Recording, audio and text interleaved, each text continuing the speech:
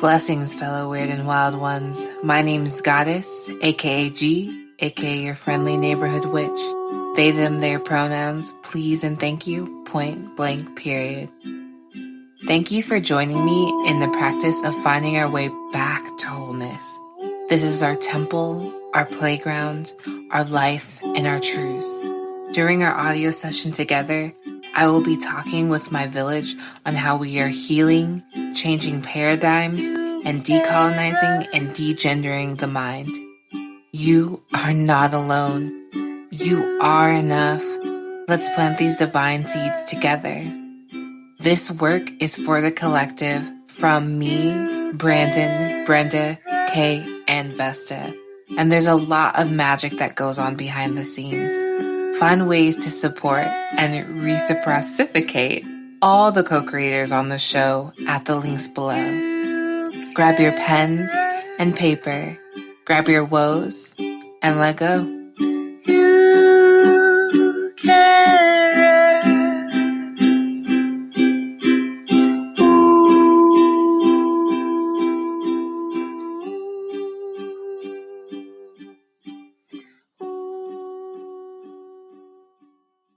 Internationally celebrated for her wild and playful spirit, Sufey is a devoted mother, yoga teacher, trainer, kirtan artist, and lover of the universe. After a decade of teaching in Bali, Hawaii, Costa Rica, Canada, and Asia, she found a home to slow down and raise a family in. Passionate about intuitive mothering, homemaking, and the woman's soul journey, she shares her heartfelt stories with her readers online. You can join her community at sufey.org or Sufey Chen on Instagram. Welcome, Sufey. Welcome. Thank you so much. So nice to be here. Yeah. It's been a while since we've talked in person, probably like years, because we met at a yoga not retreat, but like festival. And so it's so good to hear your voice again. Oh, thank you. Same. So at the beginning of each episode, we share our pronouns and the race and ethnicity in which we embody. So I can go first. My name is Goddess. I use they, them, their pronouns exclusively, and I am Black-bodied. How about you, Sufey? Beautiful. I'm Sufey. I use she, her. And this is so interesting, like the question about heritage. I'm Chinese, but I've always just identified as being part of the earth because race has never been, I was born in America and then grew up in China and then just traveled into so many different countries that I always just found this home and this sense of belonging wherever I was. Yeah. That's beautiful. It's probably a different experience being in different countries and being a human in your body in those different countries, and how people, react initially to what you look like, but then also when they get to know you, how they also interact would be different from country to country. Absolutely. Right. Absolutely. And then our check-in question is, in this moment, how are you connecting with your mama energy? I actually feel so good with my motherhood right now. It's been just like a really wild journey, and it just makes me so happy that she's 2.5 and just starting to kind of branch out from me and her into her and the world. And so this podcast wouldn't even have been possible a few months ago. But now she's downstairs playing happily with her father, and I can take a moment to have a full conversation, which feels mind-blowing, really. It's like it's like a huge, it's just like a huge new chapter. It's been a really big transition for us. So feeling really, really happy and just hopeful and and excited about all the possibilities of us finding our own separate selves again. Yeah. Oh, that's beautiful. I love how you said that about, her next, growth is like from like you and her, or like parent to child, to like her and the world. Yeah. Yeah. Yeah, because the baby and the mother are ethereally bonded really until they're 7. But the first 2 years, it's like we almost didn't find our separate selves at all. We were just like this one being. And we were just breathing and sleeping and moving almost at the exact same rhythm. And so it's so beautiful, but also so overwhelming, because you go from being your own person to this child being everything, and it's so connected that it's almost impossible to walk away from that. Yeah. Or take a moment for yourself. Yeah. Yeah. Yeah.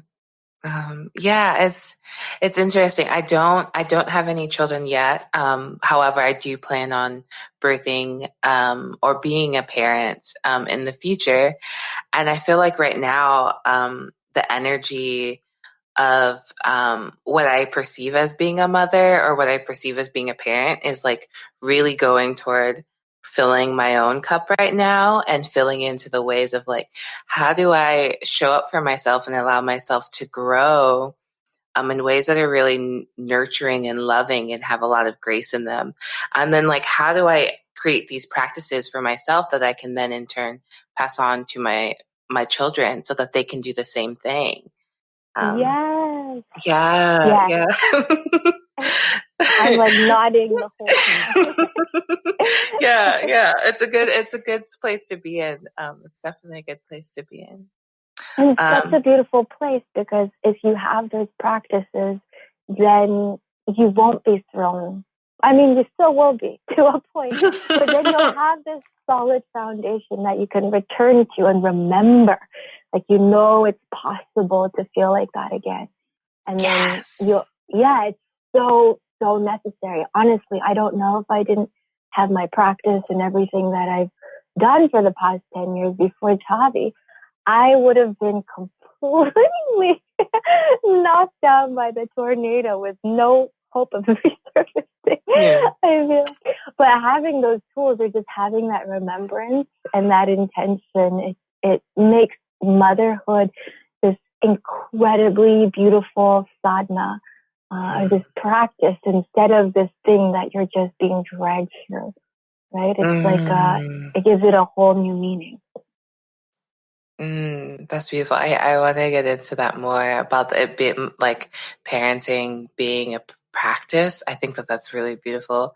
Okay. So we actually, like I said before, I actually experienced your work at the Fort Collins Yoga Festival, 4 or 5 years ago. Yeah.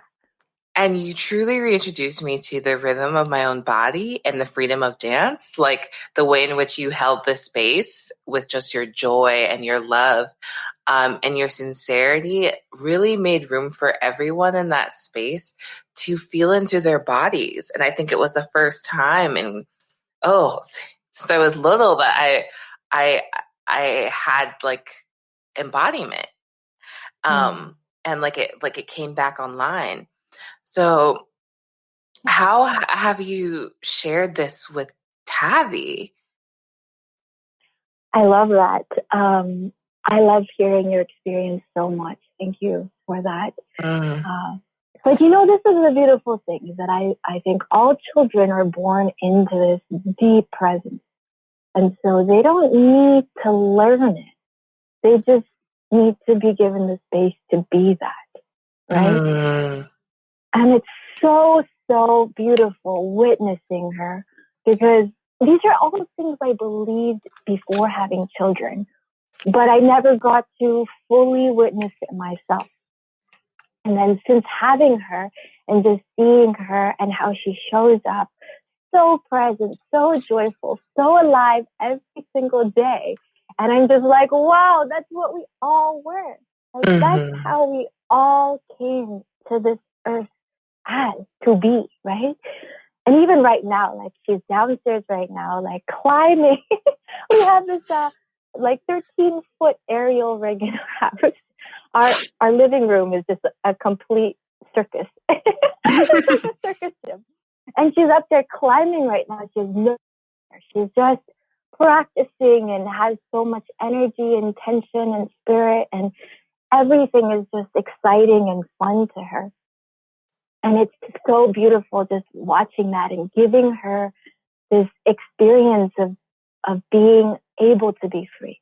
Because so many of us, as we move through life, we have all these constrictions and all these fear-based beliefs that are kind of loaded onto us, right? Like we see children at the playground, and if they climb, they're told, no, don't do that. That's dangerous, or you're giving me anxiety, or you're making me nervous.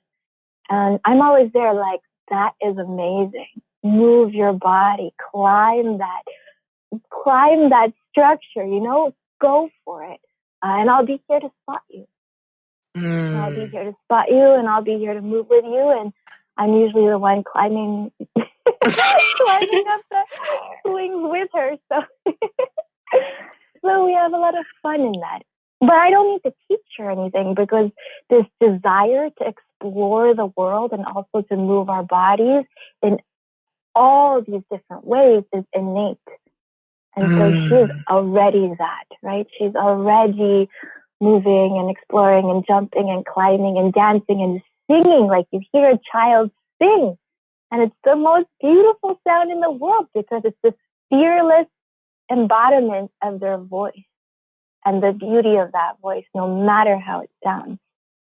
And that's so, it's incredible. That's why children, I really believe, are the greatest teachers in the world.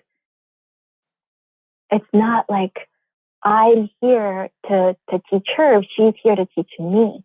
And I'm the one that's learning and studying and being moved and awakened by all that she is.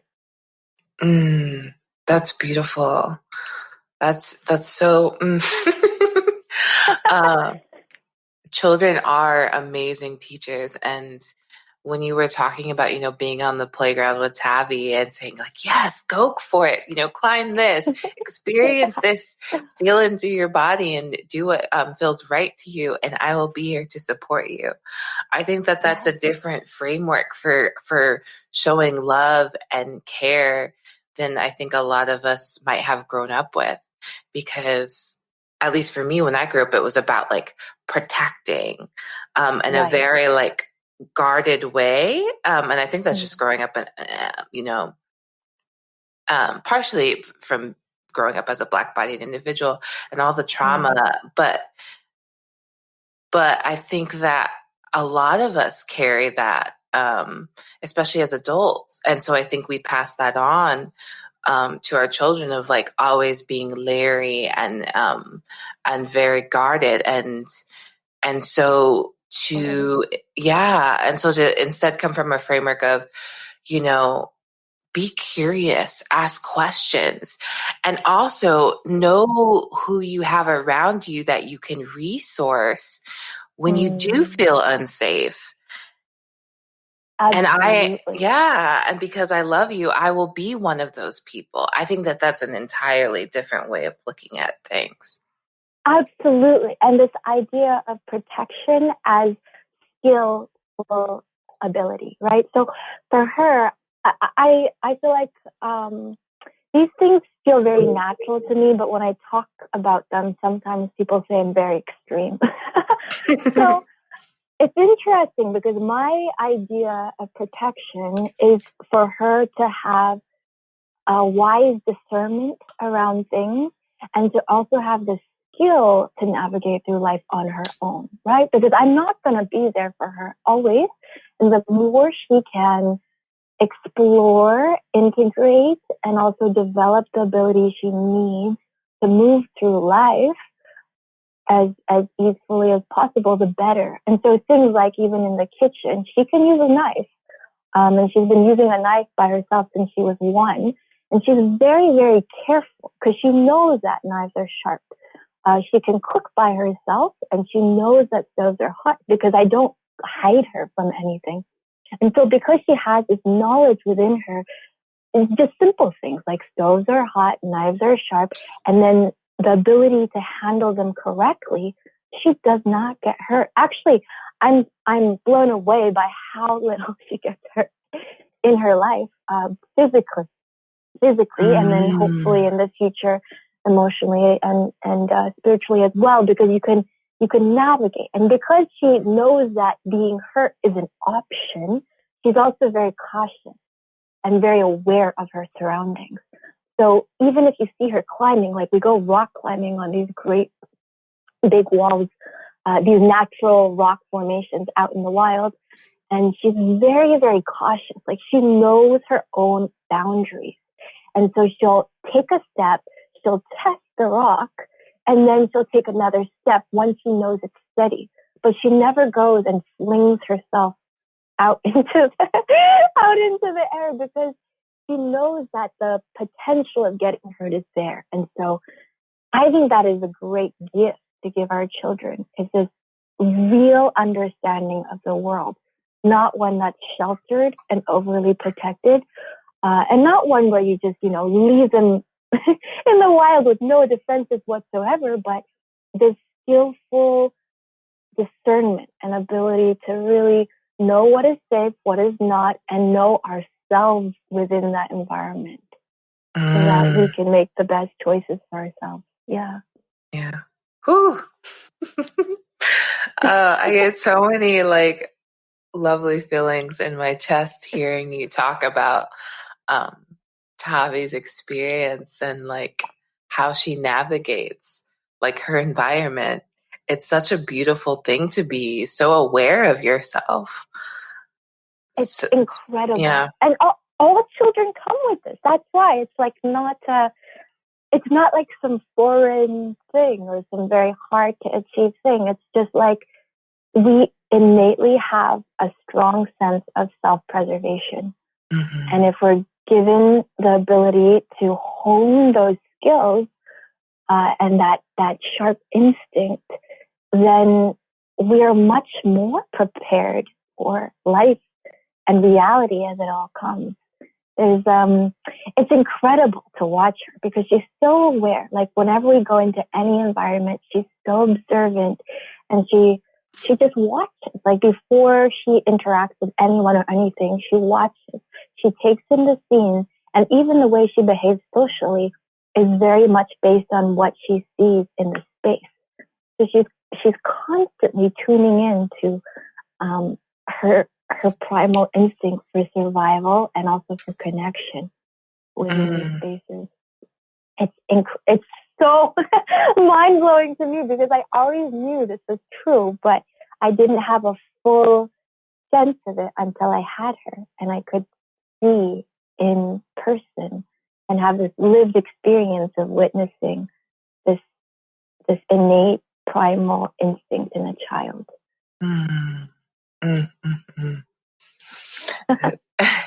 So, like you were saying, this has really been a learning experience for you too, and kind of like a reminder. Like you were saying, I always had this feeling, and then watching Tavi, now it's playing out in front of me. Valid.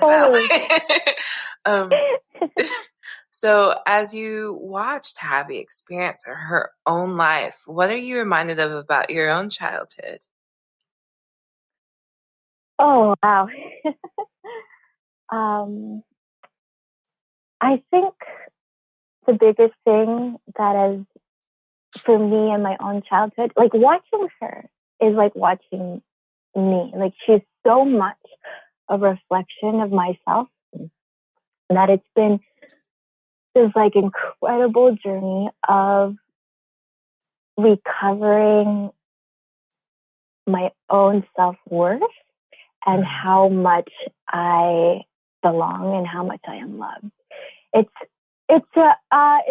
insane because I see her and I feel how much love I have for her, and I'm like, wow, that's the love my mother must have felt for me at one point.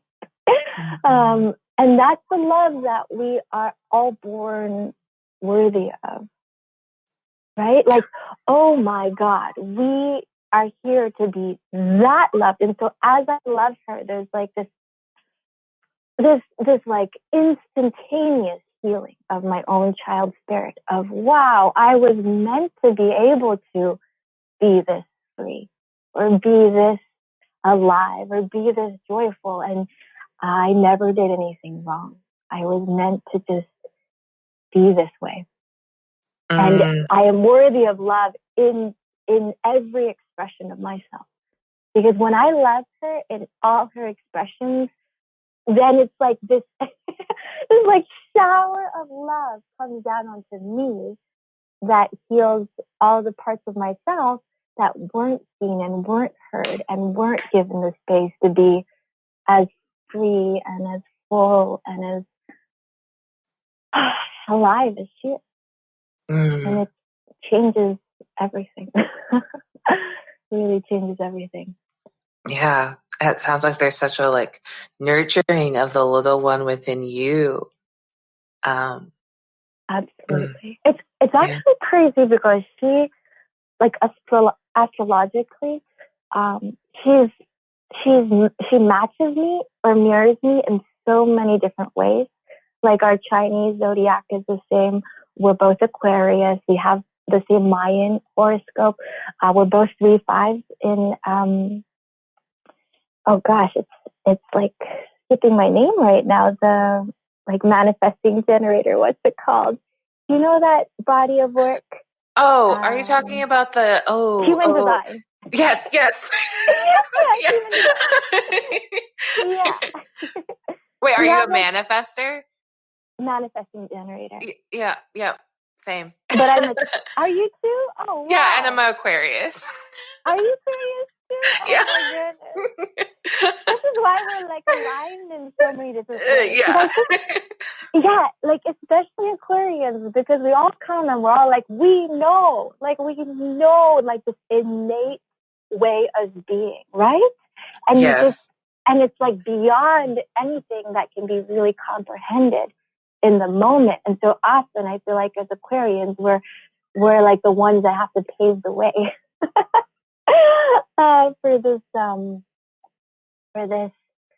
for this earth to really see and hear and receive what we already all intrinsically know. But she's that with me, you know, like there's so many layers. Like when I see her and I talk to her and I hold her, like she is literally me in so many ways. And so I feel like I have this advantage in a way where I just completely understand her. So when she's upset, I just get it. I get why she feels the way she feels, and I can very quickly course correct. And we're not perfect. There are moments we have strife too, but because we're so aligned, we can repair very quickly and we can heal. And as I do that for her, I also feel just my own inner child receiving that same healing. It's unbelievable in the sense that I never knew I could heal so much of myself and so quickly. Like it's instantaneous. That's the thing. The healing is instantaneous. When you forgive and hold someone in this space of deep loving, it's impossible for your own wounds not to receive that medicine. Absolutely.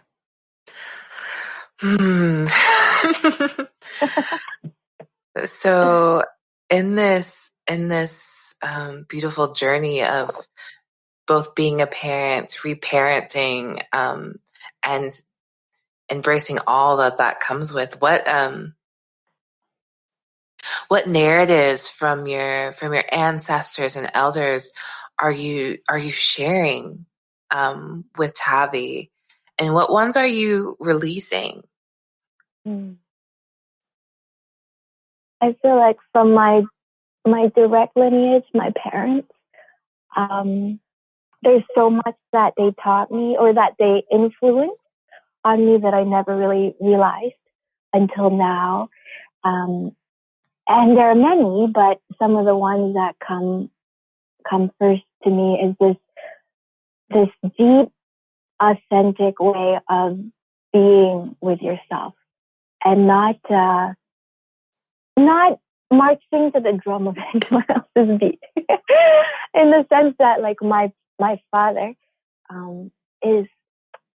he's still like my role model in so many ways, but he's also very controversial. I feel like a very controversial man, because him and my grandfather as well, they're truth tellers, and sometimes that truth telling gets them in trouble. Okay. And that's not a great, like, he's not very socially, how do I say this? It's like he cares more about the truth than looking good. And that is so much of fit in or speak the same narrative that everybody else is speaking as well. And that's how you make friends, or that's how you find, safety in certain ways. But he has been such a pioneer in his field of work for so long that, and I didn't even realize, like, when I started speaking out about the things that really mattered to me, I didn't even really recognize his influence. But then when I really think about it and go back into it, I'm like, wow, my parents, like both of them, really taught me that it's so important to stick to your truth and follow your heart and live a life that you really believe in. And that's where you find purpose and the will to wake up and live your best life every single day, right? Mm-hmm. So I feel like that's huge for my parents, that I'm currently continuing with Tavi. But the other thing is, like, this reverence and connection to nature. And my parents, even though they were all very, like, my father was very academic. He's a PhD in mathematics, and he was the top student in his entire province, which means that's like more people, all of USA combined, right? So they're very academic, but they never like put a lot of pressure on me about being the top. They were always like, learn the things that you care about. And they fostered this deep love of learning, of truth seeking, and of this curiosity for me that I feel like every single day when I'm playing with Tavi, I hear my parents coming out of me now. And it's really crazy. I'm recognizing that, because I didn't give them nearly as much credit as I could have earlier in my life. And now it's been kind of like a healing experience. Even though they're not close by, their presence is always with me. And then their love for nature, because, like, when we go out for walks, like, I brought Tavi to Vancouver last year and the year before for a month to stay with my parents, and just watching them walk outside, like, I laugh because I never noticed this before, but we're walking out on the trails, and then my mother stops at, like, a stump to do some yoga and stretch, and then my father stops and he climbs a tree. Like older adults, you don't see that very often. No, that's lovely. It's so funny. Like, my father's in his late 50s and he's like climbing trees, and he can climb higher than anybody I know. He can really just scale to the top. And my mother is like stretching, and they both swim in the river, and they just have this appreciation for all the small things in life. And all of that carries with me. It's like all that they never taught me, but just were in front of me. And I didn't know that I absorbed it until I saw it again with my eyes as an adult, and could finally have an appreciation for everything that they gave me. the narrative I feel like that I'm releasing more than anything is that everything has to be a struggle. And I think they both had much harder lives than me growing up. And so there's a harsh worldview that you form when life is very hard when you're very young. Mm-hmm. Right? And so that's a really, really, really, it's helpful in the time of your growing up, or you form whatever worldview that is the most helpful in the moment, right? But as you grow older, if life changes or the environment changes, the story also can change. Mm-hmm. And so I think they have this energy of needing to work harder than they need to work all the time. Like, they're very, very hard workers.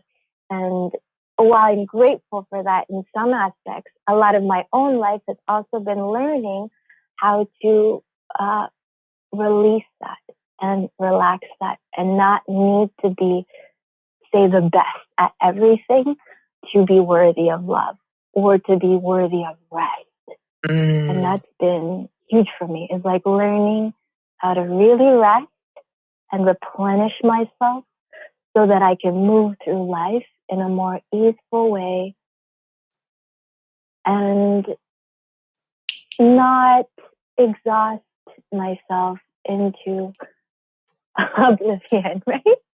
And I think a lot of people probably in their generation or the generation above had that mentality, like you have to work before you can ever play, before you can ever experience pleasure, before you can ever take a breath. And that's something I want Tavi to know, is actually you don't have to. You don't have to completely exhaust yourself to be worthy of receiving from the universe and from this great abundance of life force and love that we're always in. And I didn't learn that, I think, until I was pregnant with her. And that was the first time I really experienced deep rest. It was the first time in my life I had ever not been working crazy hours. And really took time to connect with myself and my body, spiritually and physically, and had time to lay in bed and cry and take long walks. And that's so important, because then I had a baby, and then all that time was gone again. But just to know, right? And even lately, like, my learning has been how to find this simplicity, the joy in the simplicity and the slowness of a home life. And how can we cultivate that appreciation for just being in the presence of each other without needing anything more? And just seeing her, like, yesterday we just stayed home all day. We read books and baked pumpkin pie and drew and made some little art projects. And at the end of the night, Tavi just looks at me and she's like, "Mama," and she said, "I had such a fun day." And it was like we did nothing, but it was so beautiful. Like, it's just being together is the greatest gift that I could ever ask for. And so I feel so lucky to have the chance to experience that with her right now.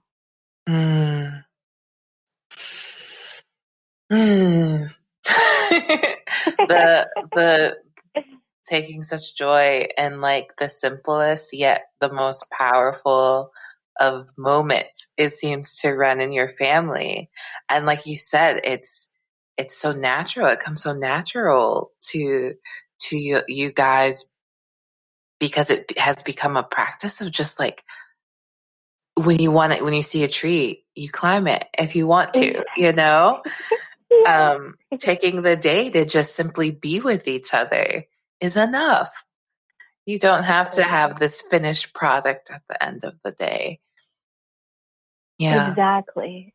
And it's like we don't have to wait for the weekend or for the next summer or for when the world changes or for anything. It's like right now we have the ability to just slow down and be mindful of where we put our energy and our attention. And with that, we can cultivate, like everything becomes a sacred practice, right? Like in the morning, she'll come with me and we'll go out into our garden and we'll cut nettle and lemon balm and basil and we'll make our own tea.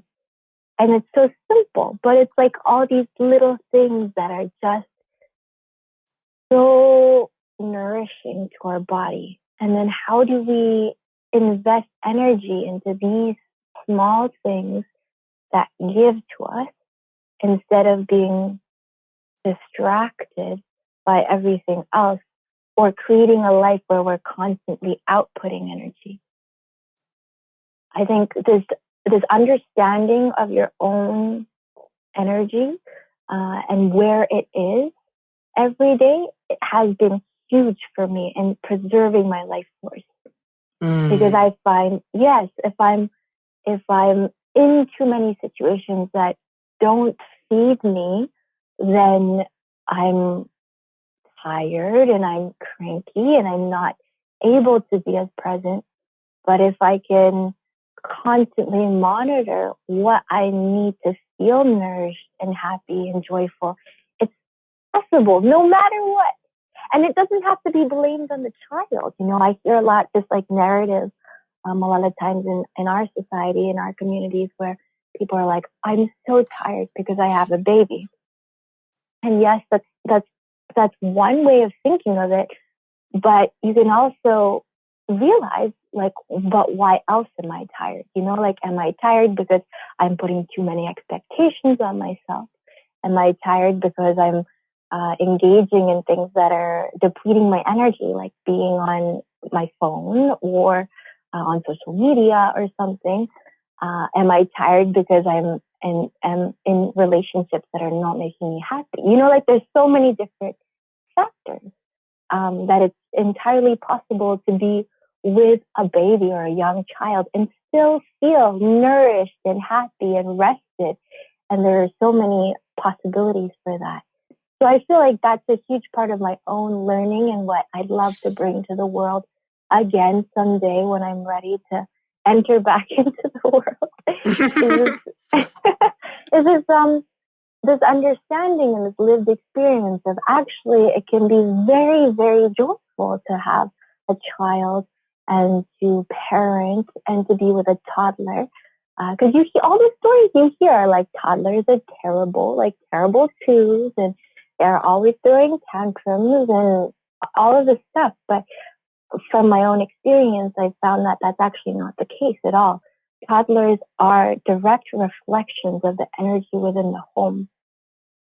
And so if you can shift the energy, then you can shift your relationship with them and your experience of your life together. Very possible. That part right there about toddlers being a reflection of the energy within the home. Yes. Yeah. Full body yes to that. Full body yes. Mm-hmm. Like because if you think about the behaviors of toddlers, like for example, the tantrums or the screaming or the whining that sometimes appears, it's really just this cry of like, this is overwhelming for me. This is too much.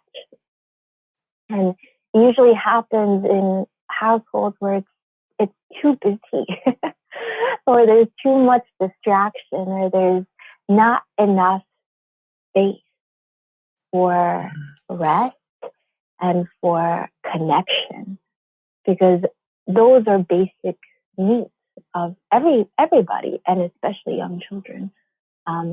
They just don't conceal the things that hurt them as well as we have learned to. Have to, right?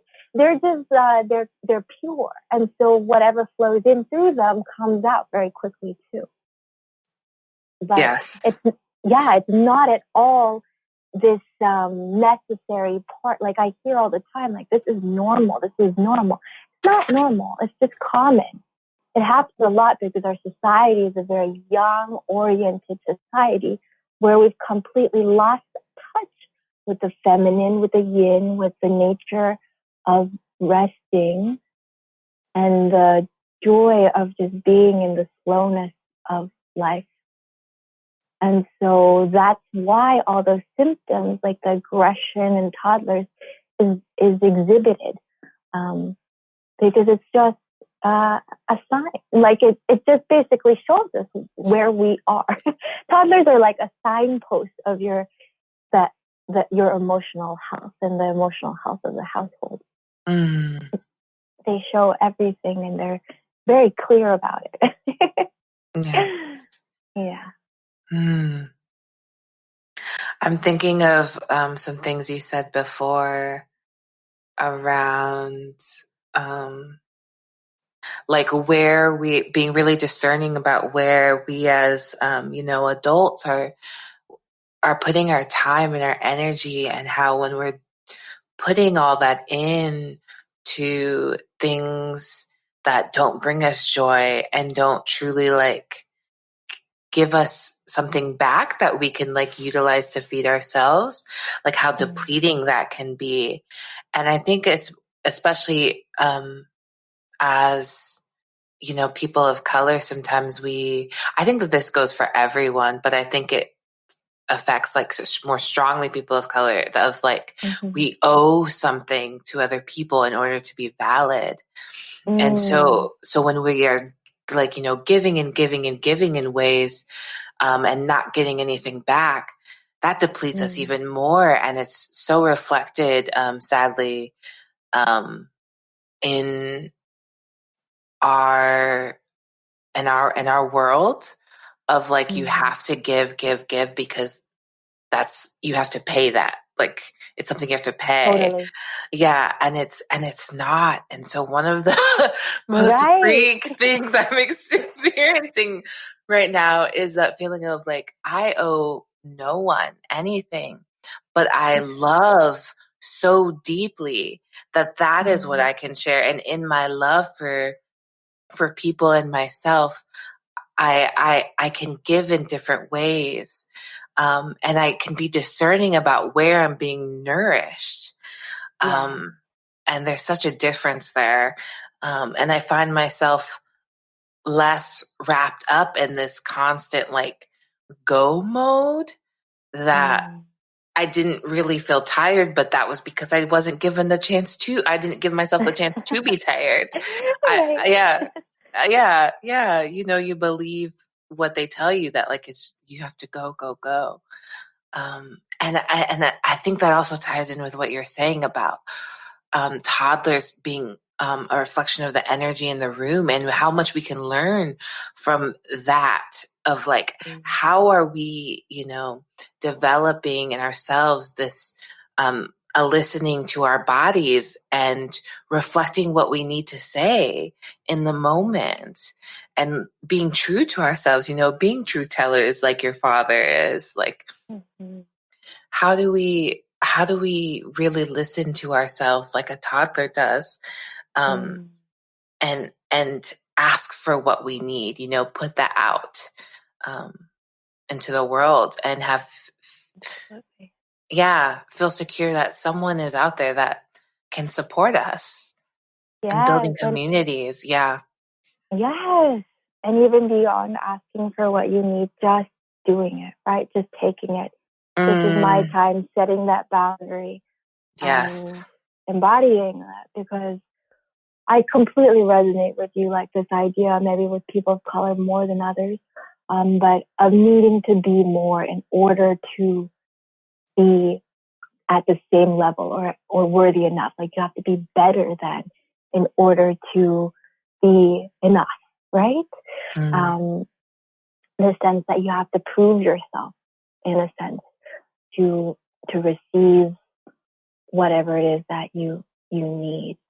And then just shifting that belief or that ideology into this understanding of actually I don't need to prove anything. Mm-hmm. I don't need to prove anything to anyone. And like you said, you don't owe anybody anything. You're here. And as you come into that embodiment, you set everybody else free. Because then you're not going around trying to take energy from others. Then all of your exchanges become this mutually fulfilling exchange. And it is entirely possible to work and to live from that place. I don't think people really know that, that you can do that. Because I think so many contracts are set up in this, with this like idea or this foundation that you want to be the one that comes out ahead. Or you have to like take in order to get, right? But that's not true. You can actually, give and receive at the same time and do work that fulfills every party involved. And that's a mind-blowing realization that I only, I started to realize when I started teaching trainings and yoga teacher trainings, because I was so enlivened by my work. And even now, like when I take on work, I only take on small things. But for example, right now I'm designing a logo for a birth worker who I really admire. And it's been this beautiful exchange because I get to create and she gets to receive the creation. But it's been lovely, like it's back and forth, and there's no time pressure and there's no deadline. And at one point she was like, this is hard for me. And I listened and I could say, well, I'm happy to work around it, and there's no pressure. There's just like this ability to hear each other and then create in a way that sustains and nourishes everybody. And I think that's this new world that we're coming into. Yes. That's already here. But becoming more and more possible to everybody as we step into it and receive that possibility. Yeah, the idea of giving and receiving at the same time is so important because I think it leaves so much space to be fully you in the moment and not feel guilty for that because due to lack of resources. I think we have this fear of lack of resources in our society. And it's not true. There are an abundance of resources out there, spiritually, like energetically. Love is abundant. If we start to shift how we hold space for that, I think that we'll find that there's enough to go around. And then so probably back. Yeah. Yes. I think there's always more than enough. Really. If we just look at the earth, it's incredible. Like even in the cities, because I'm in the city right now, you just see like in the driest of conditions, life flourishes. And so we see like all the little weeds that grow through the cracks.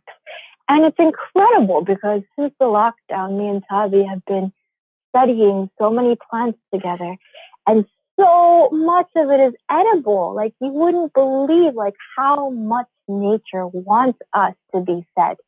Like we can walk down our street and come home with a basket full of beautiful, nourishing herbs. And we live in the middle of the city where you would not expect that at all. Right? And so this is like my belief is that nature really wants us to thrive. Like we're born to thrive. And so we just have to get out of our own way. And as we learn about the world, and it's crazy because like we go to these places and there's like mulberry bushes packed full of mulberries and nobody picks them because they don't know, right? Like you don't know that they might have never even seen them before. But just because it doesn't come packaged in a grocery store doesn't mean that it's not edible. Yeah. And not like so delicious and sweet, and there's so many herbs all around us. There's mugwort and stinging nettle and these things that we're told not to touch. But stinging nettle is actually so nutrient dense. And so we collect them for our teas and dandelion leaves and all the simple things too. But nature just wants us to enjoy it, to enjoy her, right? And enjoy ourselves too. And there's no need to fight so hard to survive when we can just rest and let ourselves be held by the earth in her multitude of ways that she wants to service in. Yeah. Yeah. Beautiful. So could you share with us some of the people, the beings, and ideas that inspire you in your parenting practices? You know, I honestly think, and I hope I'm not going back to this, but my parents are and probably will always be my greatest source of inspiration. Even though I disagree with them on so many things. But the fundamental pieces, right? Like this love for self and for the world and for nature. And the standing in our integrity and authenticity, not leaking out into the world. I think like really protecting yourself in the sense of honing your own skills, but also protecting your energy so you're not giving energy to things that don't serve you.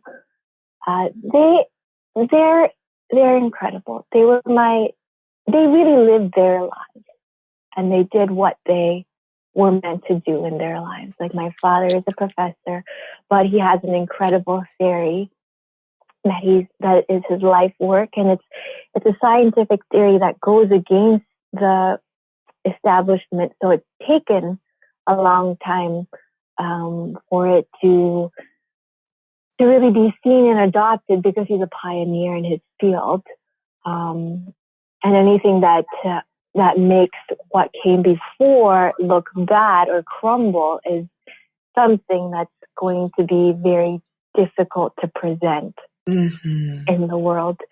But my father is that, and my mother is this amazing artist. And just even the things she creates now, just such works of beauty. She brings beauty into everything she touches. Like I even remember as a child, like she painted all of her bedrooms, like these beautiful murals. But in all the small things, like she was a stay-at-home mother as well, and she cooked every single meal from scratch. And even in the way she presented them to us, like she would always give me a plate and everything was like beautifully placed, which doesn't seem like a big thing maybe, but it's she just knew how to infuse daily life with the sacred and this loveliness. And I remember looking forward to getting this meal every day that was just so beautifully created. Like you would arrange the food into different animals or little pictures, right? They were so lovely. And so I feel like they are ultimately my greatest inspiration. Even though, we had a lot of strife and conflict within our relationships, and I left home when I was 15 because of that. But even so, like the foundation that they gave me was something I will be grateful for the rest of my life. Because they taught me what really matters. And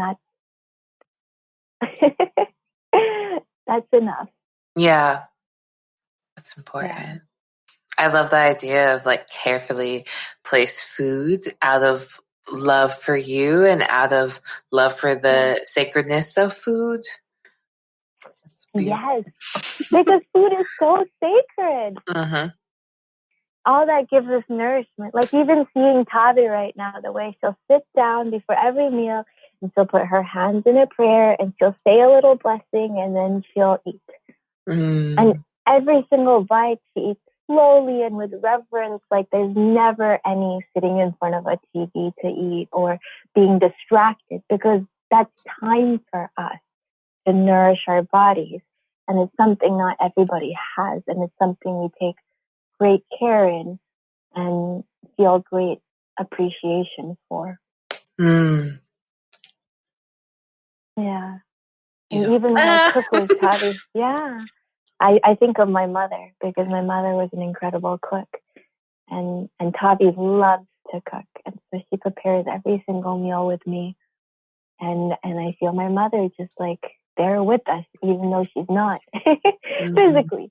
But she gave me such a great gift in the pleasure sense of eating, and the great joy that we always took in eating together. Thank you for sharing so much.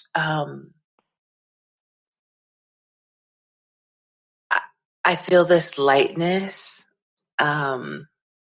listening to you, listening to your experiences with Tavi and Tavi's experiences, and a lot of joy. So where can we, learn more about you and follow you, and take in all of your gifts? I have a website, although it's not very updated right now. My online presence really is very on and off these days, because I find it takes a lot of me to give to a community beyond my physical community. And I really appreciate having this. I actually love my little Instagram community, but I'm not on Instagram very much lately because I've been censored a lot, and there's a lot of, it leaks energy as well. And so sometimes I'm there, sometimes I'm not. When I'm on, though, I'm at Sufey Chen, and I do write newsletters sporadically. I feel you there. And that can be found at sufey.org. But I'm there when I feel called to be, and then I'm not when I'm not. So I'm not a very consistent presence online, and I'm okay with that too, because I know that my work right now is really nurturing my family and creating this sacred foundation for my child, and I have a whole lifetime to return to my career and to everything else that will come when it's meant to come. Yeah. Absolutely. Well, we look forward to hearing from you from time to time, and when the time is right. Thank you again. This has been such a beautiful conversation, and I feel full. I definitely feel full. I have a big smile on my face. Like I said, this is one of those mutual experiences where you can give and receive at the same time. Yes, and absolutely. It's such an honor to be here and talk to you and to reconnect. I feel really grateful for that. So thank you. Thank you. So we will end talking about the BIPOC celebration giveaway this week. So if you post on IG and or Facebook a picture of yourself with your little one or with your future little one, being and your favorite quote from this episode, and tag Sufey Chen and Sunseed Community, your handle will be put into a drawing for a free copy of Karima and the Black Mermaids by Julia Mallory. Karima and the Black Mermaids engages the imagination of young readers by reimagining the mythology surrounding mermaids. Suitable for all ages, rhyming verse will make this read aloud story the perfect addition to any personal or public library. So make sure that you tag us, and we can't wait to hear about your stories. And again, thank you, Sufey. Thank you, thank you, thank you. Thank you so much. It's my pleasure. That's it, y'all. That's our show. Big thank you to Black Dream Escape for providing us with the intro and outro music for season 2. We sincerely love your work and hope rest comes to us all. And big thank you to Vesta for producing our small but mighty podcast. This show is powered by the people. May the abundance come back to you and spread like wildfire. Sunseed Community is a space to practice collective healing. We do this through workshops, body and energy work, tarot, individual container building, and this podcast. To learn more, book us, and support us, visit sunseedcommunity.com and follow us on IG or Facebook at Sunseed Community. Bye, y'all. Rest will come. Rest will come. Rest will come. Rest will come.